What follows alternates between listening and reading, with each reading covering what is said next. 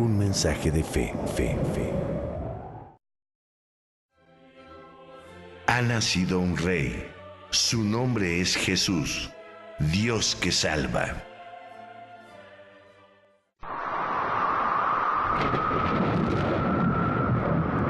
Desde el principio existe la palabra, y la palabra estaba con Dios, y la palabra era Dios. Ella estaba en el principio con Dios. Todo se hizo por ella, y sin ella no existe nada de cuanto existe. En la palabra estaba la vida, y la vida era la luz de los hombres. Nuestros primeros padres, Adán y Eva, habiendo tenido todo cuanto Dios creó y dominio sobre todas las especies, fueron engañados por el enemigo de Dios, la serpiente, que los orilló a comer el fruto prohibido, cometiendo de esta manera una desobediencia a Dios Padre, un acto de desamor, y dejando entrar el pecado al mundo. El enemigo les dijo: si comen del fruto serán como dioses y nunca morirán. Pero ello solo era una mentira, ya que el salario del pecado, nos decía San Pablo, es la muerte. Dios, en su infinita misericordia y amor a los hombres, ideó un plan de salvación para que éstos no se perdieran, que fue llevado poco a poco a su realización, primero con los patriarcas, como Abraham y Moisés, después con los profetas, como Isaías, y con los sacerdotes, luego con los reyes de alto linaje de la estirpe de David, y finalmente lo culmina haciéndose hombre a través de su amado Hijo, nuestro Señor Jesucristo, que vino al mundo para darnos la mayor de las promesas, la vida eterna, y a través de la redención y la verdad, liberarnos de la esclavitud del pecado y de la muerte. Bueno, has dicho en 2 o 3 palabras la historia de la humanidad y la respuesta que Dios da a esa historia. Esa historia de la humanidad que está presente en el Génesis de la manera más sencilla, pero al mismo tiempo más profunda. Adán y Eva, el plan de Dios, la dignidad que le ha dado al hombre y a la mujer, hacerlos a su imagen y semejanza, darles una capacidad enorme y sobre todo poner en las manos de la humanidad la obra de Dios, el universo, su creación. Eso es lo que significa ser imagen y semejanza de Dios, habernos hecho de tal forma que nos acerca propiamente a su propia realidad. Pero el engaño que brota del enemigo de Dios y que está en el corazón también del hombre y en el pensamiento del hombre, el engaño de pensar que podemos conservar esta grandeza e incluso agrandarla haciendo a un lado a Dios. Ese es el verdadero pecado original, que no se queda en la historia o en la prehistoria, ¿verdad?, sino que es parte de nuestra realidad de todos los días. El hombre y la mujer seguimos estando ante ese dilema: ser criaturas y tener ahí nuestra grandeza, o querer hacer a un lado al Creador, a Dios, y querernos sentirnos como Él. No imagen y semejanza de Dios, sino sentirnos Dios sin Dios. Y ahí está el verdadero fracaso del hombre. Ahí empieza su realidad cuando descubre que sin Dios no es nada. Dice el Génesis: se descubrieron desnudos. El pecado nos hace quedarnos en esa condición vulnerable, pequeña, indefensos ante la realidad. Se descubrieron desnudos. Y ahí empieza una historia distinta, ¿no? Esta que conocemos de todos los días. Dificultades, problemas, enfermedades, pero lo más grave, la muerte. Nos hemos alejado de Dios, que es la vida, y nos hemos envuelto en la muerte. El hombre se había olvidado de Dios y en sus autosuficiencias se quiso sentir Dios. Y Dios amorosamente se hace hombre para entender su dimensión y actuar a favor de su salvación. Bueno, yo lo diría de esta forma. El hombre quiere ponerse en el lugar de Dios, hacerlo a un lado. Es algo que vivimos en este tiempo, ¿eh? No es solo lo que sucedió en el Génesis, eso está indicando lo que está sucediendo en cualquier tiempo.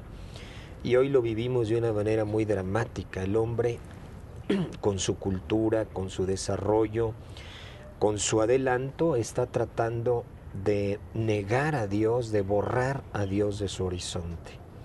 Pero ¿cuál es la respuesta que Dios nos da? Una respuesta inesperada. Él se hace hombre para mostrarnos ahí nuestra verdadera grandeza.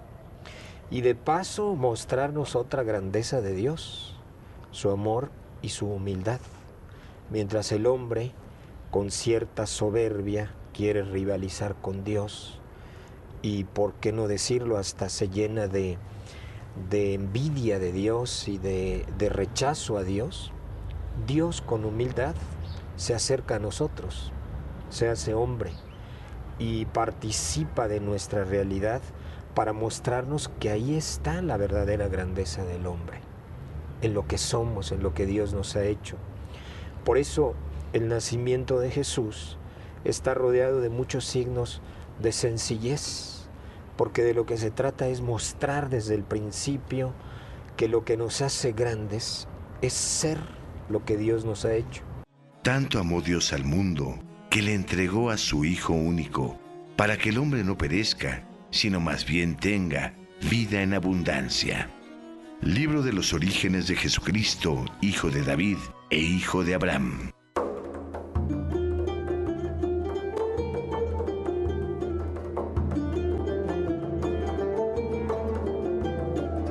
Abraham fue padre de Isaac, y este de Jacob. Jacob fue padre de Judá y de sus hermanos. De la unión de Judá y de Tamar nacieron Farés y Sera. Farés fue padre de Esrón y Esrón de Aram. Aram fue padre de Aminadab, este de Naasón y Naasón de Salmón. Salmón fue padre de Boz y Rahab su madre. Boz fue padre de Obed y Ruth su madre. Obed fue padre de Yesé. Yesé fue padre del rey David. David fue padre de Salomón y su madre, la que había sido la esposa de Urías. Salomón fue padre de Roboam, que fue padre de Abías. Luego vienen los reyes Asa, Josafat, Joram, Osías, Joatán, Ahaz, Ezequías, Manasés, Amón y Josías. Josías fue padre de Jeconías y de sus hermanos, en tiempos de la deportación a Babilonia. Después de la deportación a Babilonia, Jeconías fue padre de Salatiel y este de Zorobabel. Zorobabel fue padre de Abiud, Abiud de Eliasim y Eliasim de Azor.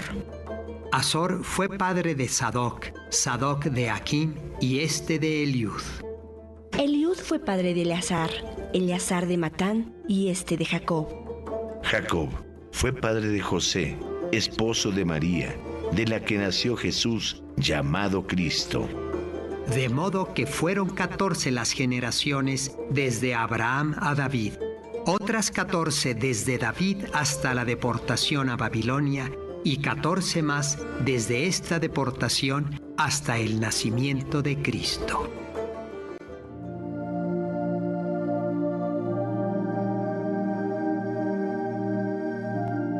Este fue el principio de Jesucristo.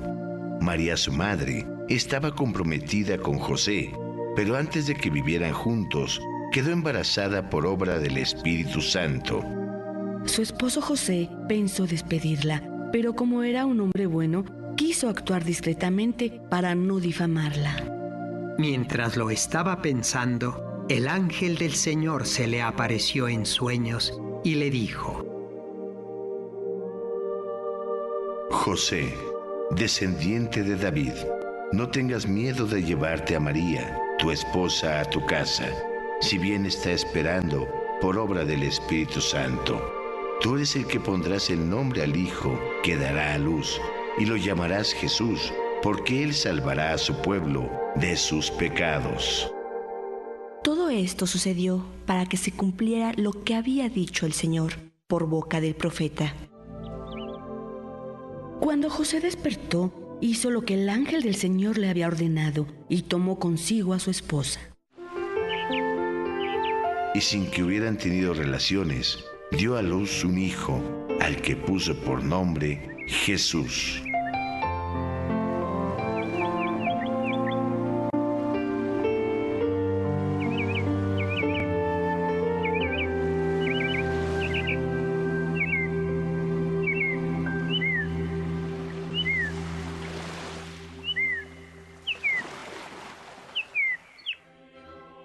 Ha nacido un rey.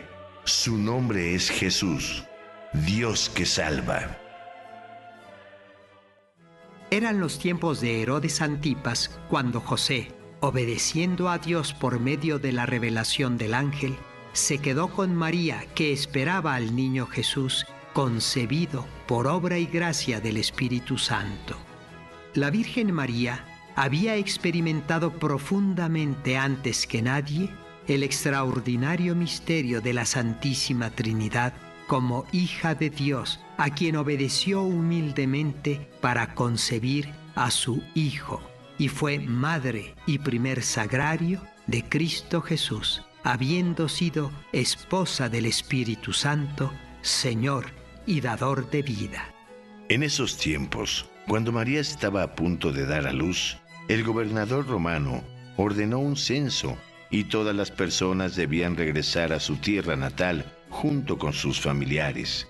San José y la Virgen María, con el niño Dios en el vientre de nuestra Santa Madre, viajaron a Belén, en donde el único lugar que encontraron para alojarse fue un corral, ya que no había hostal alguno para ellos.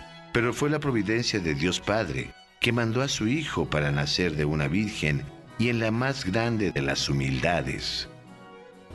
En la sencillez, en la pobreza, en la soledad, sí, pero por supuesto rodeado del amor de un padre, de una madre, de José y de María, y de los sencillos de la tierra, pero él mismo el más sencillo de todos, porque no necesita el hombre de más grandeza que de su propia naturaleza humana. Ahí está toda la grandeza, y ahí está toda la grandeza de Dios, que se acerca en la ternura de un niño para mostrarnos la verdadera grandeza de lo que somos.